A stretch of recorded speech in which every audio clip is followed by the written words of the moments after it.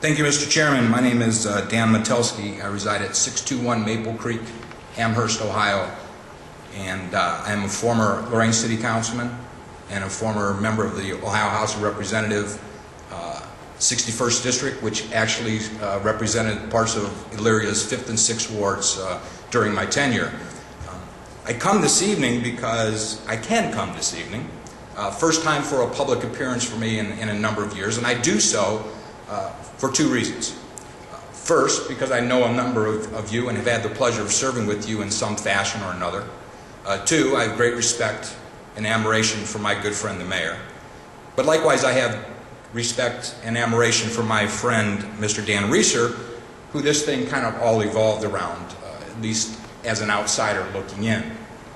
I wanted to bring to you tonight just a little bit of a perspective, I think. It's kind of reminiscent of my father-in-law, Kai Kai. And I'm going to, with your permission, Mr. Chairman, just take a few minutes and reflect about some, what I call institutional memory or knowledge about Lorain and Elyria, Lorain County, where we are, where we're at, and where we're going. And I think it's very beneficial, Mr. Chairman, if I can kind of bring this thing full circle. And it's really going to go back to two comments that were made tonight by two probably unsuspecting folks who I'm going to point out. First of all, Mrs. Post, who's applying, came tonight and talked about there's new innovative technologies that can be used in the redevelopment of old homes, using new technology. And I'd like to be part of that because there are new ways to do old things. We can do things better. And my good friend Joe Gentili, my boxing friend from a number of years, talked about teamwork. Now there's only two people in this room that date back as far as this old timer goes. My good friend Mr. Tanner, a few years less service time than I have, but very close. And Mr. Schilling, I think he and I both served back in the old days together and share some interesting thoughts. You know, when I look back, when I served on city council, one of the new innovative things that we talked about was this thing called enterprise zones. And I bring that up because I'm going to bring this thing around. Enterprise zones were created in New York City, in New York State, bipartisan, and we all think of it as to entice businesses to come here. Well, the history of that thing is their electric companies were putting in new technologies, new ways to clean and filter the smoke that was coming out of their smokestacks. And they got a federal grant or a tax abatement to make that investment. And from that came this thing called enterprise zones. And we have watched enterprise zones turn into not just creating opportunities or bringing jobs here, but pitting community against community. That's what federal programs do, because we let them grow into these huge monsters. And that's what enterprise zones did. It pitted Lorain against Elyria. It pitted Solon against Elyria. It's pitted neighborhoods and communities across this country under the auspices of creating jobs and economic development in their communities, but it didn't work. But yet we still use that tool. It's one of the tools in the toolbox that the young man back there from the Landmark Association talked about. It's a tool in the toolbox. There's this great thing called CRAs. Lorain's in a whole world of hurt right now because they gave the CRAs to this great housing development. They put it in the rich part of the community. That's not what CRAs were all about. But again, it grew from the initial input or the initial direction that they wanted to take these things. They just grew, they just grew, they just grew. I say that because you know what? Design review has come the same way.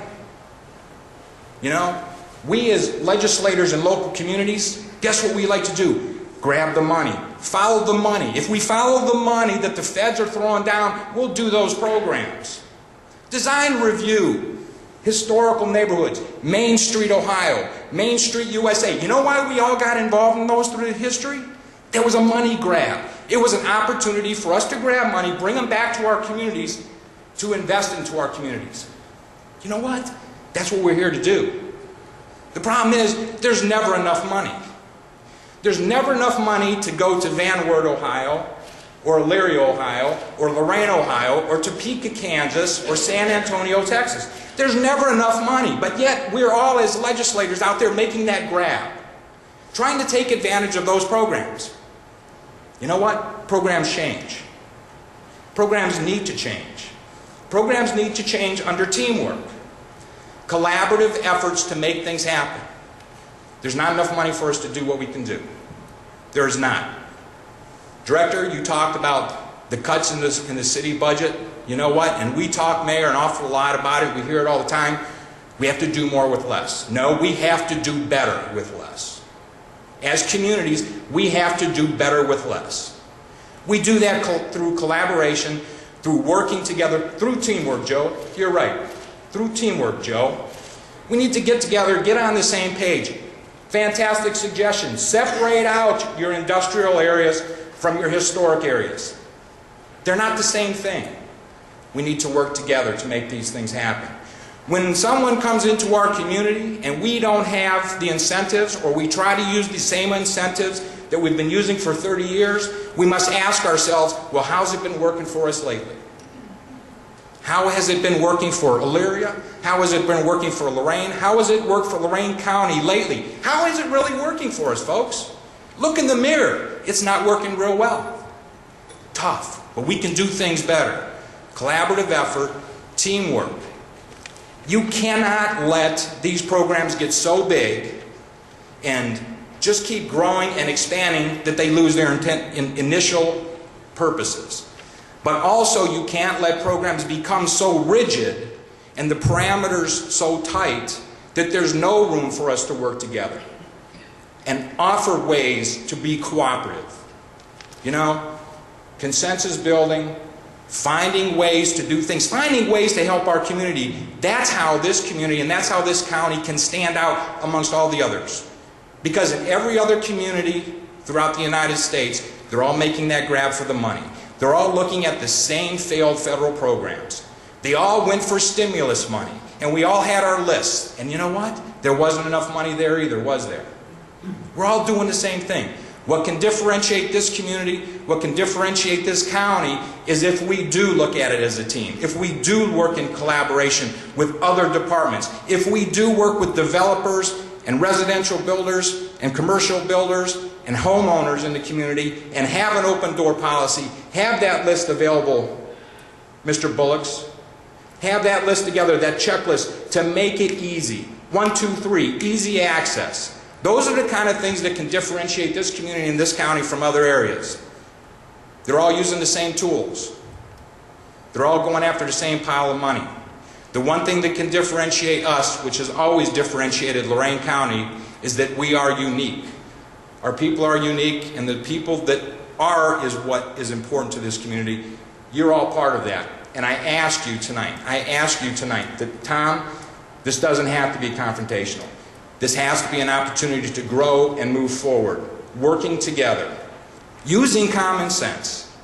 The young lady, the gentleman that spoke, they talked about common sense. Joe Gentili talked about common sense. That's my story for you this evening. Thank you for your time.